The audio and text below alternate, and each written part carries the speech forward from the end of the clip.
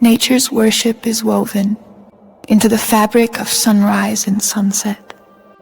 Each thread celebrates its own gift, its existence without regret. The moon stitches her pearls and sequins onto the ocean's dark velvet. In the stillness of the forest, nature prays in her own language.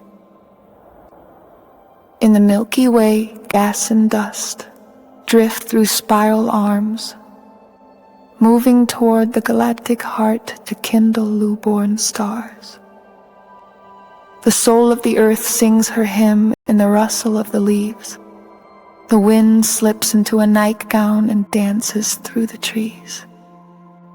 With darkness as its canvas, where light shines like a lover, the sky eyes every detail, its glow is an honest mirror. A masterpiece woven from threads of love, the universe came into being. And deep within love's quiet heart, it breathes.